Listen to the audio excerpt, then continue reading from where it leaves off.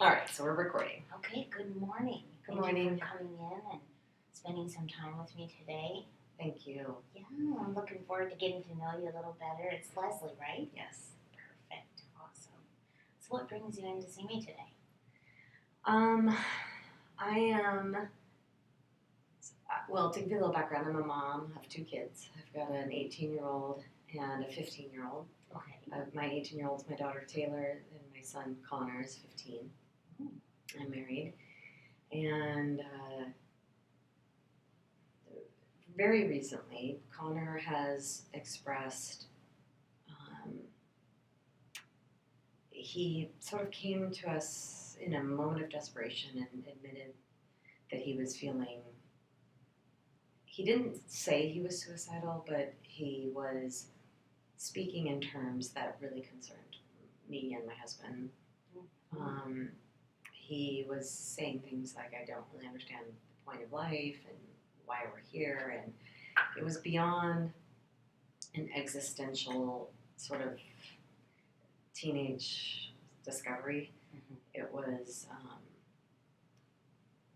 spending a lot of time in his room during the summer in the dark, not engaging with friends, not wanting to do anything, no energy to go anywhere, didn't want to go with us, had no interest in anything, and was just sort of displaying signs of depression. And That's really concerning. it's very concerning. And I am worried, we took him to the emergency room when it happened. Okay. And when he spoke to us about it, he was kind of having a breakdown. So we took him to the ER, and he saw somebody there. Good. That's good. It was good. But she kind of said, he's not saying he's going to do anything to himself. I think you're good to go. It felt like we kind of were just in and out, and she just had nothing to offer us insofar as where do we go from here. Okay, so I'm hearing that you felt rushed. Very, very rushed. We didn't speak to her at all, so we had no way of telling her our perspective. And, he did not want to be there. He was upset that we took him. And so I don't know what they talked about, because I wasn't there and I wasn't a part of the conversation, and she didn't give us any sort of information, but I have a feeling that he was saying whatever he needed to get out of there. Can I ask?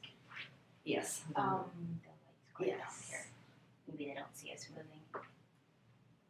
They do, but it's okay. Okay. Oh yeah, you're right, the light itself. So, can I ask what?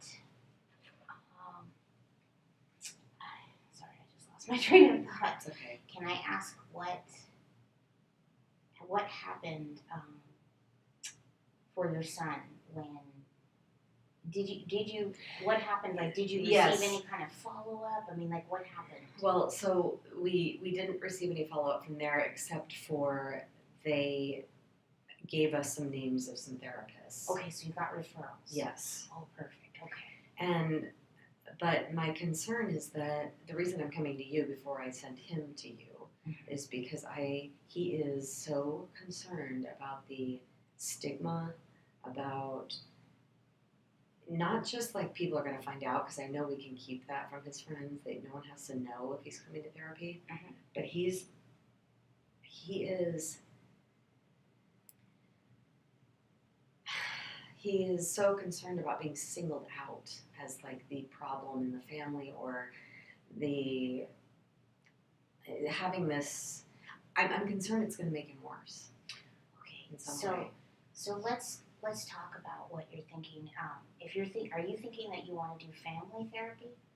I don't know. I'm feeling like right now I need someone who understands child psychology or whatever, right, to guide me as a parent. Okay. Guide both my husband and I. I think we immediately realized, he expressed some things. So my daughter is very different from my son. Okay, so before we move on to your daughter, let's just talk about what you're thinking about for therapy, because let's go over basic. So basically, for therapy, if we were to do family therapy, we could approach it in a couple of ways. We could have everyone in the family come in. we could do sort of what we're doing right now, getting to know each other, building rapport, talking about what kind of concerns everyone in the family has, which is pretty much the ultimate way to do family therapy, right?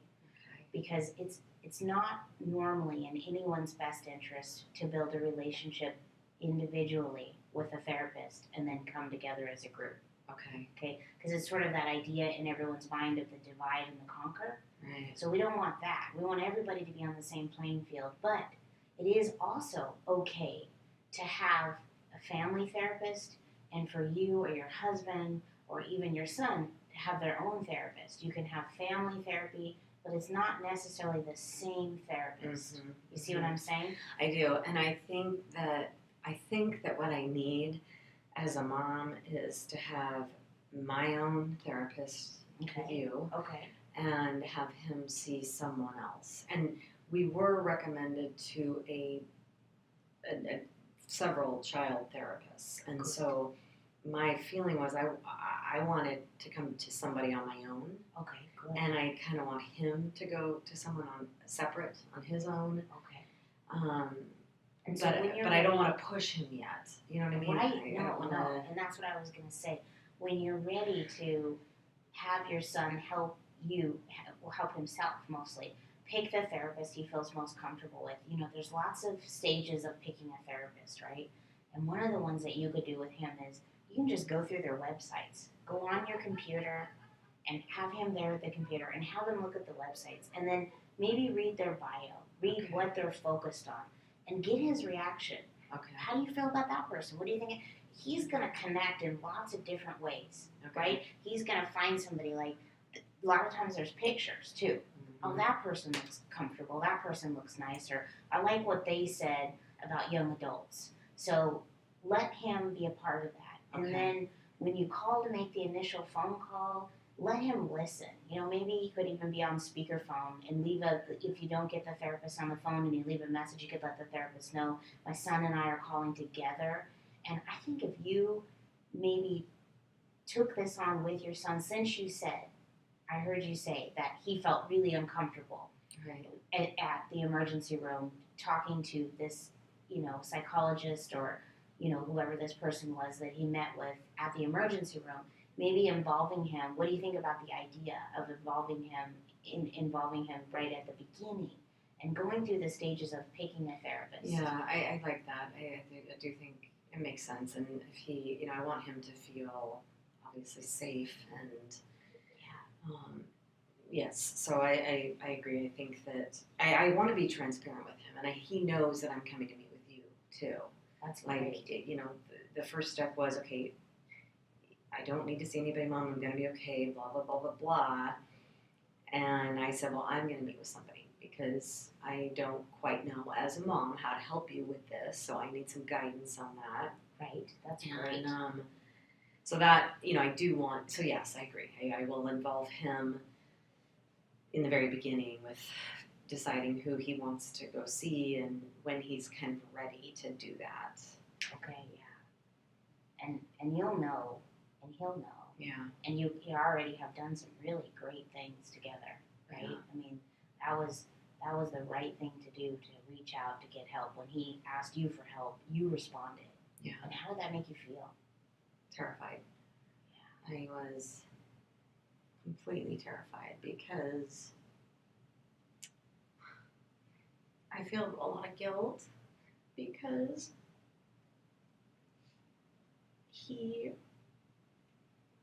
what I'm realizing is that he is so different from our daughter, who is really strong, and the way that we've been parenting him is the same way we've been parenting her. And I didn't realize how sensitive and different he was interpreting things than she does. Even just, simple stuff like my daughter, if her room, is a huge mess or something, I'll just say, this room is a disaster. What are you doing? Clean it up. Mm-hmm. Well, one of the things that he talked to us about was the fact that, he was bringing up things that we had said to him as reference points for why he knew he was worthless. Did he say that?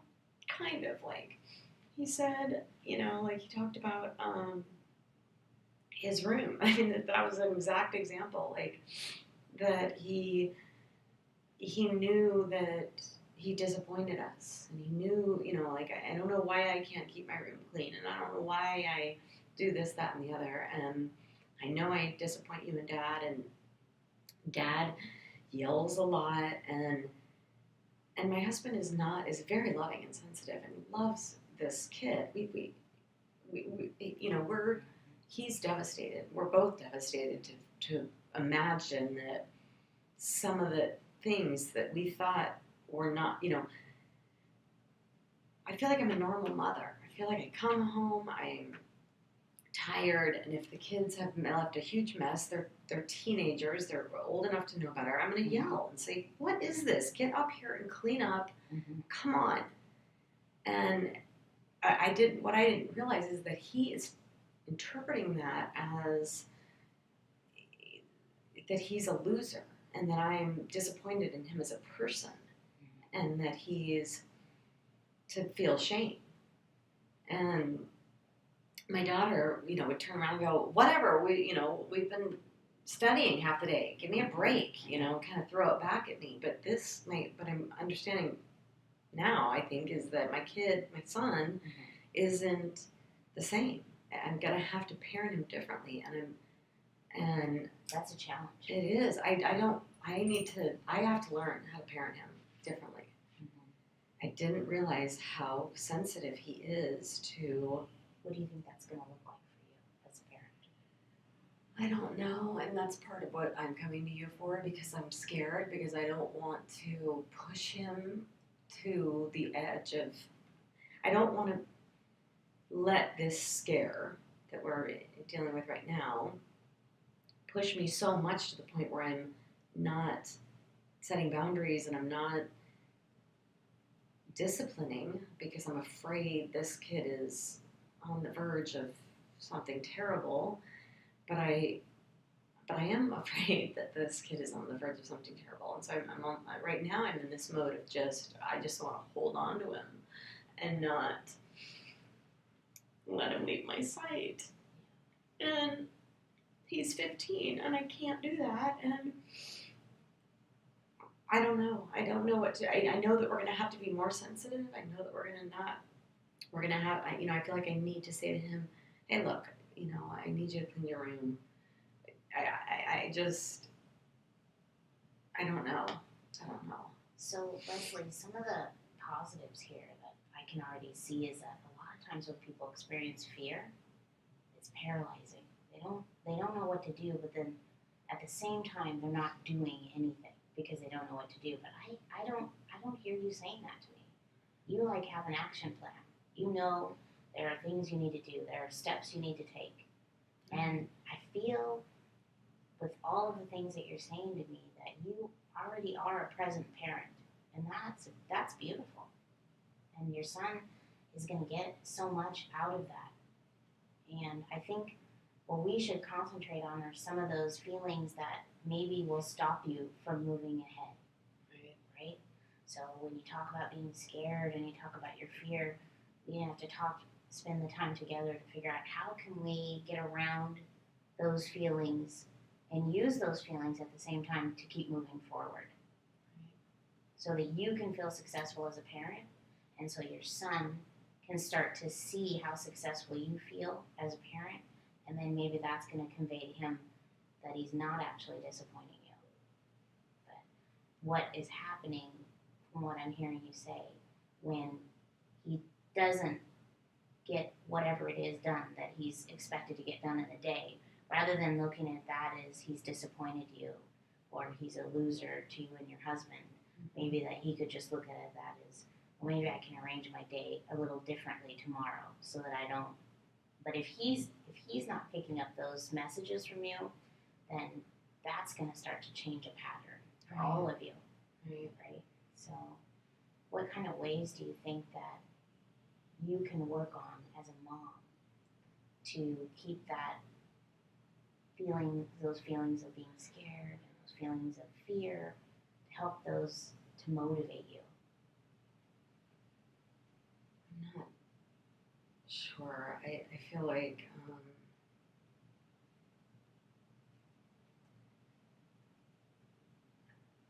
I don't know. Like I think there's even since this incident occurred, there's been a day where he just didn't want to do anything. He just wanted to be in his room all day doing nothing. And I kind of pushed him to come with me. I had to run errands, and I sort of said, I understand that you're not feeling good. I know you don't want to do anything. I know you just want to sit here, but as your mom, I can't let you do that. You're going to come with me. And I sort of pushed him to just run errands with me. And he did feel better later after we did that. And I talked to him about that. And I said, do you see what I mean and why we did this? Like, you're different, you feel better now. And sometimes you just have to push yourself to get up and go. And how did that feel to you? It felt good, but I also am.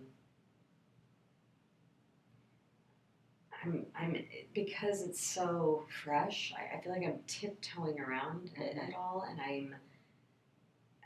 I can't do this forever. I can't. He's gonna. I don't know. I don't know if he's still totally in crisis. We've made a pact that he will open up to me, that he can come to me and tell me anything. When my husband and I realized how bad he was doing, we told him that he can say anything to us, that we are here to listen and we love him. Everything we think we need to do to make sure he'll come to us. But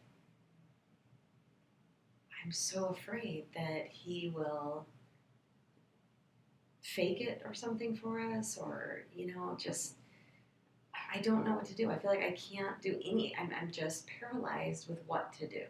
So I don't push him off the edge. But that's not what I'm hearing. I don't hear that you're paralyzed. I'm hearing that you're acting, responsibly as a parent, and you're trying to engage him. I just wanted to go back a little bit, and what I was wondering is, in those referrals, was it recommended that you go to see your son's doctor? Was that part of the referrals? Yes. And have you guys done that? We haven't yet, and he's got kind of a backed up schedule. So and did you let the receptionist know that this was a follow up from an emergency room? Yes. Okay. And she did ask if he was at risk at the moment. Okay. And I don't think he is. I think that I'm thinking you should give them another call. Do you know how long the appointment was away? It's going to be like about 2 weeks from now. Oh yeah, I think you should give them a call. I'm thinking 48 hours is a good amount of time to work you guys in for an appointment to get something started. Okay. I think I think you want to have as many people on your team. Right. So you feel really supported. Right. And that's kind of exactly what I want. Like, I kind of want you to be my outlet. Sure.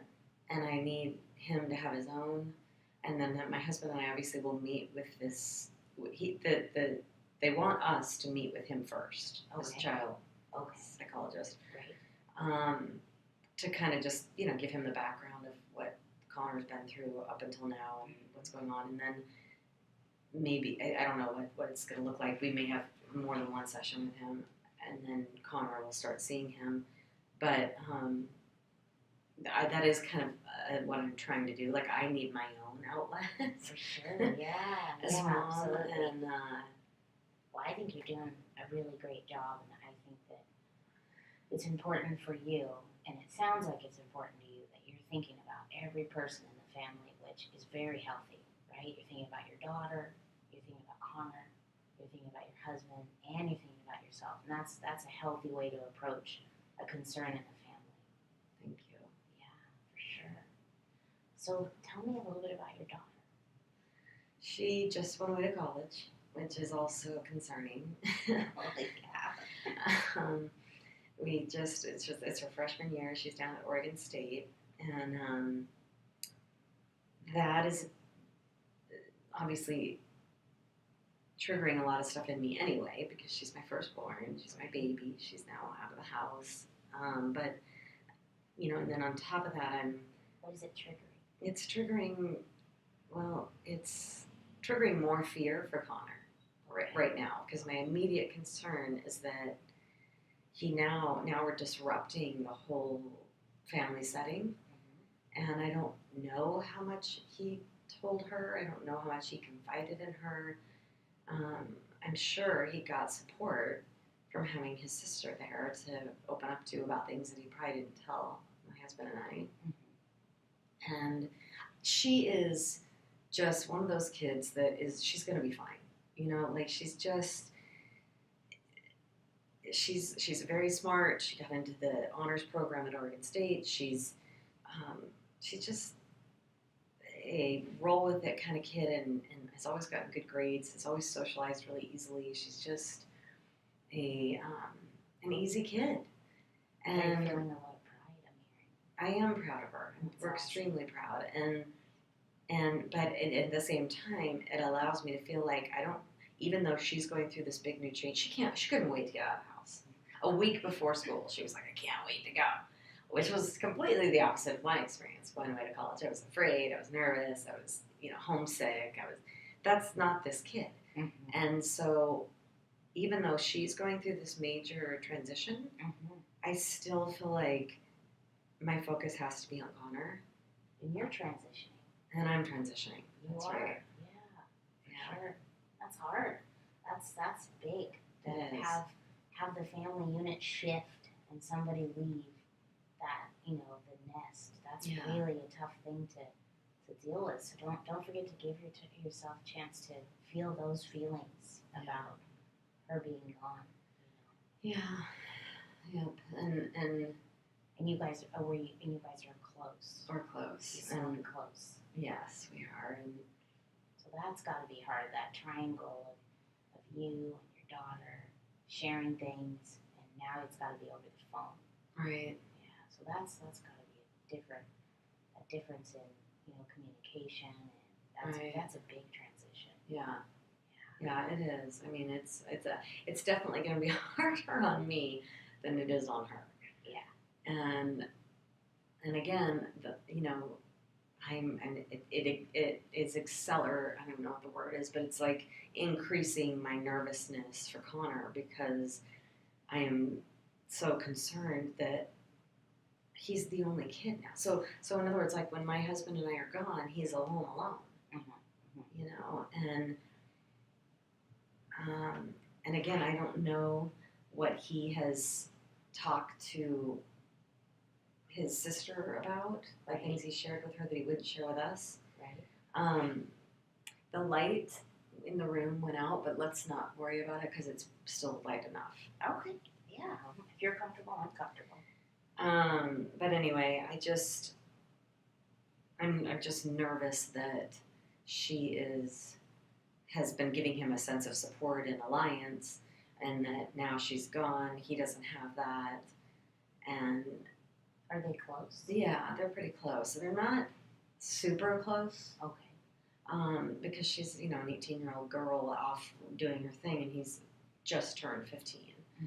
So, but close enough that he would open up to her. And I want to give you a little history about him, too. When he was about 10 years old, he was being bullied at school. Okay.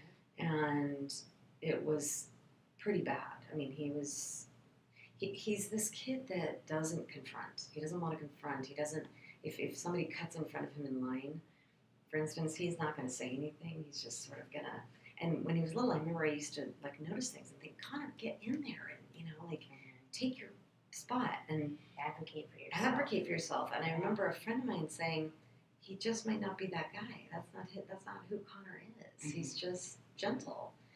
And so, anyway, when he was about 10, he was getting bullied. I think that's our time. That is. That went really fast. It did.